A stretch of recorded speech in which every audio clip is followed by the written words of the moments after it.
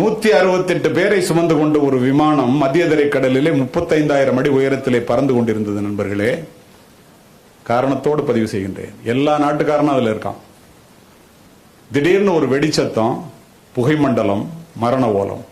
காக்பிட்ல இருந்து பைலட் வெளியில ஓடியாந்து சொல்றாரு, என்ஜின் ஆஃப் ஆயிடுச்சு, கடல்ல விழ போறோம், எல்லாரும் லைஃப் ஜாக்கெட்டை போட்டுங்க.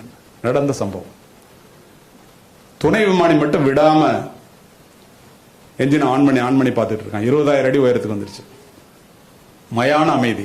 யாராவது அதுக்கப்புறம் பேச முடியுமா? அடுத்தது 5,000 அடிக்கு வந்துருச்சு. துணை விமானி வெளியில ஓடியாந்து லைட் எரியுது, கிரீன் லைட்டுங்கிறான். விமானி போய் காக்பிட்ல உட்காந்து முயற்சி பண்றான். தண்ணீரை தொட இருந்த விமானத்தினுடைய என்ஜின் ஆன் ஆகிக்குது. தண்ணீரை தொடாம மேலே ஏற்றி பக்கத்து நாட்டிலே தரையிறக்குகின்றார்கள். Emergency landing. பத்திரிகை துறை நண்பர்கள் வந்து எல்லாரும் கேட்கிறான், கடைசி இறப்பினுடைய விளிம்புக்கே போயிட்டு வந்துட்டீங்களே, கடைசியா என்ன நினைச்சீங்க? ஒருத்தன் மனைவியை சொல்றான், ஒருத்தன் நாட்டை சொல்றான், ஒருத்தன் வீட்டை சொல்றான், ஒருத்தன் பேங்க் பேலன்ஸை சொல்றான். என்னுடைய பிள்ளைகளை அனாதையாக விட்டு விட்டு இறக்கப் போகிறோமே என்று அழுதேன் என்று சொன்ன 11 பேரும் இந்திய தந்தைகள் என்பதை மனதிலே பதிய வைத்துக் கொள்ளுங்கள்.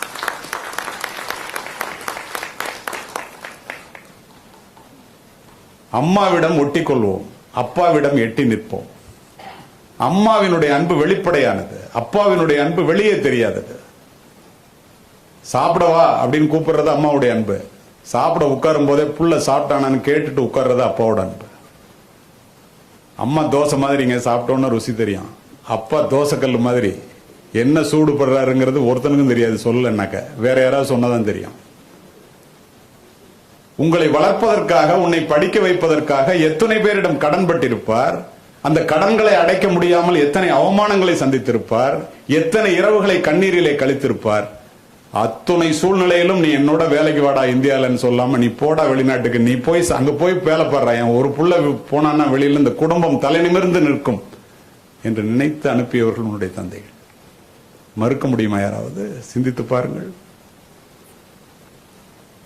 நீ எல்லாம் எங்கடா உருப்பிட போற அப்படின்னு சொல்லிட்டு என் பிள்ளை எப்படியாவது உருப்பிடணுமேன்னு கடவுளை பார்த்து வேண்ட ஒரே ஜீவன் உலகத்துல அப்பா மட்டும்தாங்க. 5 வயசுல அப்பா ஹீரோவா தெரிவாரு, 20 வயசுல எதிரியா தெரிவாரு, 40 வயசுல தெய்வமா தெரிவாரு. நம்ம பிள்ளை வளரும் போது இதை ஏன் சொல்றேன்னா, காலிலே அருந்த செருப்பையும் 4 முழ நைந்து போன வேஷ்டியையும் அரைக்கை சட்டையையும் போட்டுக்கொண்டு உங்களுக்கு ஃபுல் பேண்ட் ஃபுல் ஷர்ட் வாங்கி கொடுத்து விமானத்துக்கு டிக்கெட் எடுத்து கொடுத்து நீ போய் வெளியில வேலை பாடுறா என்று அனுப்புகின்ற தந்தைகள் பெரும்பாலும் இந்தியாவில் மட்டுமே இருக்கின்றார்கள். தனக்காக சமைக்காத அம்மாவும் தனக்காக சொத்து சேர்க்காத அப்பாவும் இந்தியாவில் மட்டுமே இருக்கின்றார்கள் நண்பர்களே.